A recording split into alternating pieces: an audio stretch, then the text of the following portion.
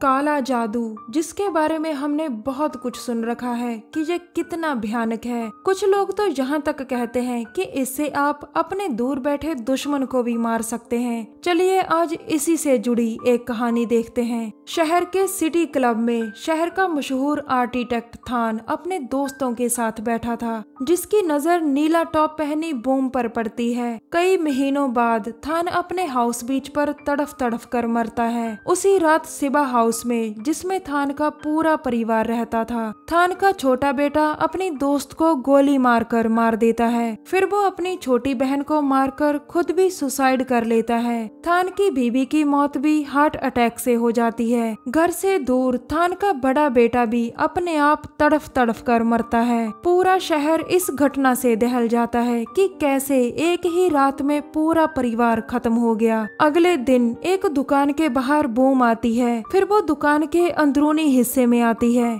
जहाँ एक आदमी टोनी उसका इंतजार कर रहा था। बूम उसे एक पैकेट में पैसे देती है, जिसके बाद वो कहता है कि जितने लोगों की मौत हुई है उतने ही ताबूत टेम्पल को दान कर देना। बूम उसे सुन रही थी। टोनी, फिर आत्माएं तुम्हें तंग नहीं करेंगी। ये सुनकर बूम वहाँ से चली जाती है। कुछ दिनों बाद थान की पहली पत्नी कमला अपने 4 बच्चों के साथ सिवा हाउस आती है, क्योंकि थान की सारी जायदाद अब उसे मिल चुकी थी। वीडियो बनाने का शौकीन कमला का छोटा बेटा टैग मौका मिलते ही खेलने लग जाता था। कमला का छोटा बेटा बॉन, यह है कमला की बेटी नैन, जो बहुत सुंदर थी। कमला और उसका बड़ा बेटा रिन दोनों इस घर को देखकर बहुत खुश होते हैं। रात को सिबा हाउस में कमला का पूरा परिवार खाना खाता है। नैन अपनी माँ से कहती है कि हमें रिन की दोस्त से जल्दी मिलना चाहिए। कमला रिन को अपनी दोस्त को घर लाने को कहती है। रिन की दोस्त बूम थी, जो कुछ दिन पहले ही मिले थे और दोनों एक दूसरे को प्यार करने लग जाते हैं। एक अखबार का पत्रकार डैनी, जो काफी समय से थान और उसके परिवार की मौत की छानबीन कर रहा था, वो अपने एडिटर को बताता है कि किसी ने काले जादू से थान और उसके पूरे परिवार को मारा है, लेकिन एडिटर उसकी बात पर यकीन नहीं करता।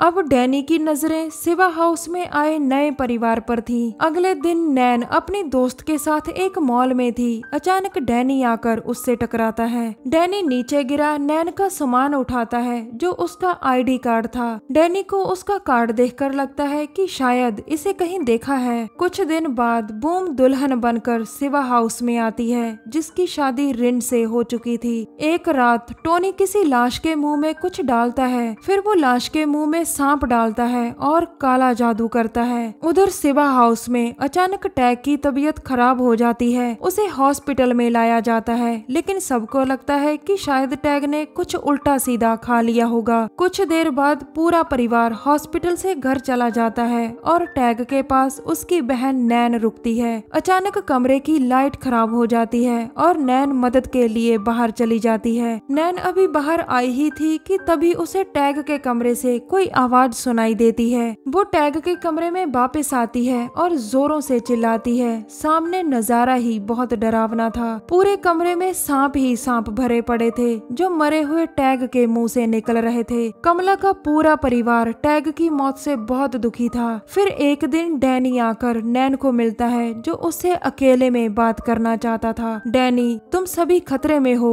नैन ये सुनकर हैरान होती है। डैनी, शायद मैं तुम्हारी मदद कर सकता हूँ। नैन चुप रहती है और डैनी वहाँ से चला जाता है। अगले दिन डैनी के घर में नैन थी। डैनी, काले जादू का इस्तेमाल। फिर डैनी उसे बताता है कि उस पर भी किसी ने काला जादू किया था, जिसके कारण उसके पेट में दर्द रहता था। एक्सरे में उसके पेट में ब्लड दिखाया था, लेकिन डॉक्टर्स को उसके पेट में कुछ नहीं मिला। डैनी नैन को बताता है कि तुम्हारे पिता थान और उसके परिवार को भी काले जादू से मारा गया था। नैन पूछती है कि थान की मौत का संबंध टैग से कैसे है। इस बात का जवाब डैनी के पास नहीं था। कुछ दिन बाद रिन और बूम घूमने जाने की तैयारी कर रहे थे। रिन को पैकिंग के दौरान बूम की एक सूटकेस में कुछ मिलता है। रिन हैरान था कि ये क्या है। रिन के पूछने पर बूम बताती है कि ये डॉल्स मेरा विश्वास है कि हम भी इन्हीं की तरह हमेशा एक होकर रहेंगे। रिन अपनी बीवी की मासूमियत देखकर खुश होता है। कुछ दिन बाद शहर में एक प्राचीन रिवाज चल रहा था जिसे रिन पूरा कर रहा था। रिन के साथ उसका पूरा परिवार भी इस रिवाज में शामिल था। दूसरी तरफ टोनी एक लाश के मुंह में ब्लेड डालता है और इधर रिन लहूलुहान होकर नीचे गिरता है। लोग डरकर भागते चिल्लाते हैं, लेकिन परिवार के लोग उसे संभालते हैं। रिन के मुंह से खून लगातार निकल रहा था और कुछ ही पलों में वो मर जाता है। अब एक टेम्पल में कमला का पूरा परिवार रिन की आत्मा की शांति के लिए प्रार्थना कर रहा था, जिसकी राख में भी ब्लेड मिले थे। नैन को अब यकीन हो चुका था कि रिन को काले जादू से ही मारा गया है। फिर एक रात कमला की फोटो जलाई जाती है और टोनी काला जादू करता है। सिवा हाउस में कमला को लगता है कि उसके दोनों बेटे उसकी गोद में हैं। फिर उसे कोई आहट सुनाई देती है। कमला को अब घर में भूत दिखने लगते हैं। उसे घर में एक सफेद लड़की का भूत भी दिखता है। अगले दिन बूम और नैन कमला का ख्याल रख रही थी, जिसे तेज बुखार हो गया था। अचानक कमला उठकर भागने की कोशिश करती है, लेकिन बूम और नैन उसे पकड़ लेती हैं। रात को डैनी अपने कमरे में था। उसे लगता है कि इन मौतों के पीछे घर का ही कोई सदस्य होगा।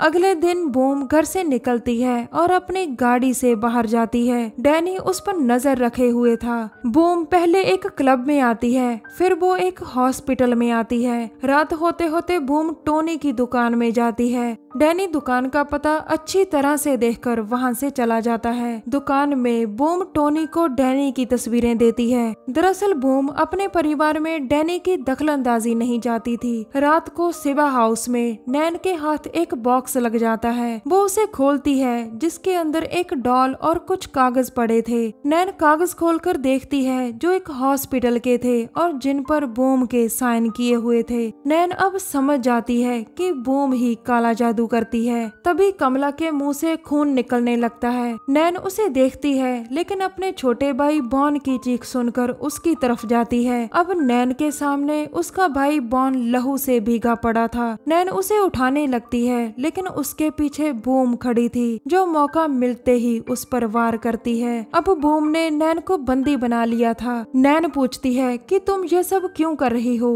बूम बताती है कि तुम्हारे पिता थान ने मुझे अपने प्यार के जाल में फंसाया था। जब बूम प्रेग्नेंट हो जाती है तो थान उसे पैसे देकर कहीं दूर जाने को कहता है। इसीलिए बूम ने थान और उसके परिवार से बदला लिया था। आगे नैन पूछती है कि तुम हमें क्यों मारना चाहती हो। तब बूम बताती है कि मैं थान की जायदाद चाहती हूँ, जो तुम लोगों के बाद ही मुझे मिलेगी। सब कुछ जानकर नैन मौका देखकर बूम पर हमला करती है, जिससे बूम बेहोश हो जाती है। कुछ देर बाद डैनी घर में आकर सभी को संभालता है। अगले दिन हॉस्पिटल में पूरे परिवार का इलाज चल रहा था। नैन बॉन के कमरे में आती है, जो वहाँ से गायब था। दूसरी तरफ टोनी फिर से परिवार पर काला जादू करता है। उधर नैन भागकर बाहर आती है और उसकी नजर बॉन पर पड़ती है, जो पास की ही एक बिल्डिंग साइट पर था। नैन बॉन को ढूंढ ही रही थी कि तभी उसके सामने उसकी माँ आ जाती है, जिसे बूम यहाँ लेकर आई थी। नैन अपनी माँ को देखकर हैरान होती है। अब कमला के हाथ में गन देकर बूम एक तरफ जाती है। कमला गोली चलाती है, लेकिन नैन बच जाती है। कमला धीरे धीरे आगे बढ़ती है। नैन उसे रुकने को कहती है, लेकिन कमला पर तो टोनी ने काला जादू कर रखा था। नैन जोर जोर से चिल्लाती है, जागो माँ जागो।